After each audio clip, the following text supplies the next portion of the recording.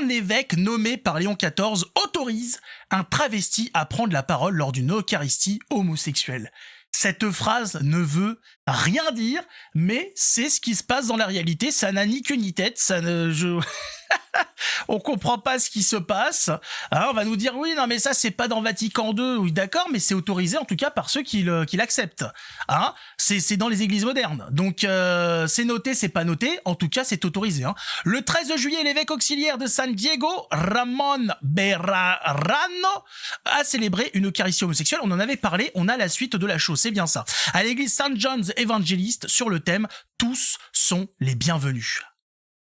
Alors oui, tout le monde est le bienvenu, mais tout le monde sera, toute personne en état de grâce sera acceptée. Tout le monde est le bienvenu, mais tout le monde ne sera pas invité à la fête. Tout le monde est invité, mais tout le monde ne rentrera pas. Voilà, à l'entrée, il faut vérifier. Est-ce que vous avez votre badge d'état de grâce? Ah, vous l'avez pas? Ah ben vous pouvez pas rentrer, faut aller vous confesser, et après vous pouvez venir. Ouais, alors oui, de son vivant bien évidemment, après c'est trop tard. Hein. Mais là, c'est tout le monde, tous sont les bienvenus, allons-y, hein. C'est la fête à mon cul, on y va. Mettez un pouce, abonnez-vous d'ailleurs, hein. Ça coûte rien, et ça concerne pas le cul.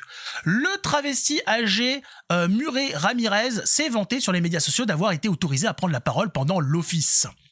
Il a pris la parole, il a dû raconter des choses extraordinaires. Hein. L'événement était entièrement soutenu par le diocèse de San Diego, dirigé par l'évêque Michael Pham, ou Pam, je sais pas, qui fut l'un des premiers évêques nommés par le pape Léon XIV. Le travesti âgé, le vieux travesti, a écrit plus tard « Le sermon de l'évêque était puissant et centré sur le fait que Dieu nous aime tous tels que nous sommes, ce qui est totalement faux. Je le rappelle, Dieu nous aime en état de grâce. » Hein, c'est le principe même. Il nous aime comme une mère aime ses enfants. Hein, voilà, ou comme un père aime ses enfants. Mais le problème, c'est que l'enfant qui est sale, il faut d'abord le nettoyer avant de l'enlacer, avant de le prendre avec amour. Et Dieu nous aime, mais pas tel qu'on est. Il nous aime en état de grâce. Il nous aime quand on est en symbiose. Quand on est en communion avec lui. À partir du moment où il y a péché mortel, il y a sécession. Voilà, on est coupé du lien avec Dieu, et donc nous ne sommes plus aimés tels que nous sommes. Hein, nous sommes aimés en état de grâce. Là, nous sommes acceptés, nous sommes aimés. Hein. Sinon, on finirait pas en enfer. Eh oui, ça se paye, hein, ça se paye de rompre le lien avec Dieu. Mais voilà, mais c'est le truc actuel, c'est faites ce que vous voulez, de toute façon, Dieu vous aime. Voilà. Vous êtes ce que vous voulez, vous faites ce que vous voulez. Alors tu te ramènes à l'église avec une plume dans le cul, un ananas dans le fion. Hein, c'est pas grave, voilà, tu viens en string, hein, voilà, en tenue, en string panthère. De toute façon, Dieu nous accepte tels que nous sommes. Il y a pas besoin de faire d'efforts. Il y a pas besoin de ce truc à l'ancienne de péché mortel, péché véniel. Tu fais ce que tu veux. T'encules ton voisin pour lui dire bonjour. Tu fous ta main dans le fion du collègue. C'est pas grave, c'est la fête c'est la fête à ton cul, et tout le monde y va de bon cœur. C'est voilà, ça c'est le satanisme, tout simplement. C'est ce que propose Satan. Satan, c'est ce qu'il fait. Il nous dit non mais lâche Jésus, moi je te donne ce que tu veux. Tu peux être ce que tu veux, tu fais ce que tu veux. Moi c'est la liberté totale. Tu seras libre, je te donne ce que tu veux, viens. Voilà, ça c'est du pur satanisme. On n'a pas le droit de faire ce qu'on veut. Nous ne sommes pas des animaux, même les animaux ne font pas ce qu'ils veulent. Ils sont guidés par leur instinct. Nous ne sommes pas des monstres. Hein, voilà. Il y a des règles à suivre. Nous sommes faits pour nous élever, pour dominer nos instincts, dominer nos passions.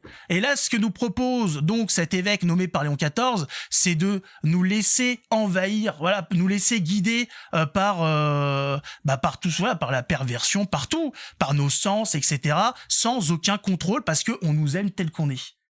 Non. On n'aime pas son enfant quand il fait n'importe quoi, quand il nous écoute pas. On aime notre enfant obéissant, voilà, attentionné, quand il est gentil avec ses frères et sœurs. On n'aime pas les gens tels qu'ils sont. On les aime parce que voilà, il y a cet attachement, bien évidemment, mais il y a des actes qui font que cet amour peut être rompu. Et Dieu n'aime pas le péché mortel, il n'aime pas le péché tout court. Et donc quand quelqu'un pêche, il y a cette rupture, il en est désolé, il en est triste, il en souffre, mais malheureusement il peut rien faire. si vous avez décidé de tourner le dos à Dieu, l'amour ne fera pas tout. Hein. Je rappelle que Dieu est aussi justice. Hein, il est juste. Si vous avez bien fait les choses, vous serez récompensé. Si vous avez mal fait les choses, vous serez puni.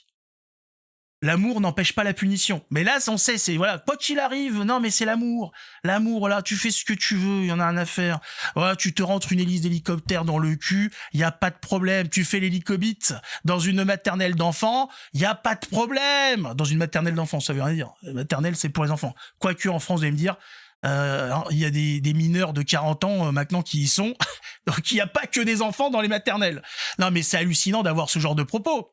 J'ai été honoré qu'on me demande de prendre la parole et j'ai été ravi de voir et d'entendre l'ovation prolongée et bien méritée que l'évêque Borrajano a reçue lorsque je l'ai remercié au nom de tous d'avoir défendu non seulement la communauté LGBT, mais aussi les sans-papiers et les réfugiés.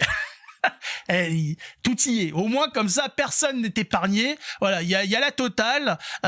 C'est toujours pareil. Donc, on a des gauchistes, des politiciens qui ont décidé de porter la soutane et qui font leur travail de sape à l'intérieur de l'église. Mais après, on va nous expliquer que tout ça est tout à fait bien, que tout ça est en accord avec les saintes écritures.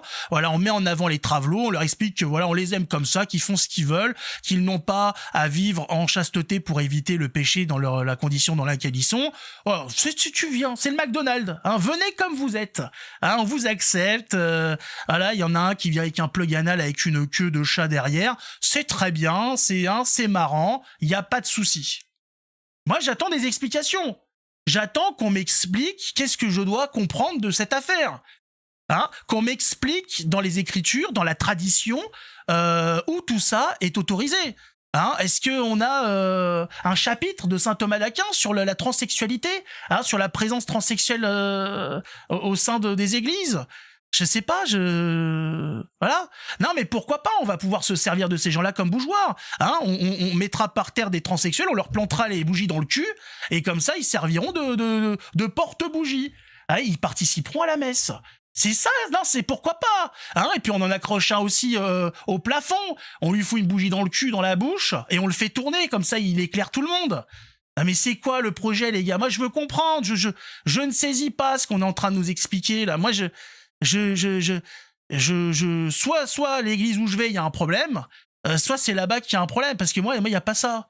Ah, nous, c'est chant en latin, hein, c'est voilà, c'est le confiteor, c'est l'aspergesme, c'est pas le travelot qui vient nous raconter ces histoires de fesses. C'est quand même bizarre tout ça, hein. Tout ça, bien évidemment, avec l'aval du Vatican pour le moment, puisque je rappelle que c'était la troisième Eucharistie homosexuelle. Donc ça fait 3 années de suite que c'est fait, et rien... il n'y a aucune action qui a été opérée de la part du Vatican pour mettre fin à ça. Donc, qui ne dit mot, consent. Tout simplement. Je suis sûr et certain que le Vatican est au courant de tout ça. Ce monsieur a été nommé par Léon XIV, donc j'imagine, alors peut-être qu'il n'était pas au courant, vous savez, le pape n'est pas au courant de tout, mais voilà, une fois qu'on apprend tout ça, qu'est-ce qu'on fait? J'espère que le pape va nous montrer le bon exemple en foutant tout ça dehors. Voilà. Hein, s'ils veulent absolument faire leur cochonnerie, il y a plein d'espace pour ça. Pas obligé d'aller à l'église pour nous partager ce genre de dégueulasserie. On verra bien où tout ça ira. En attendant, prenez soin de vous. Que Dieu nous garde. Ciao tout le monde.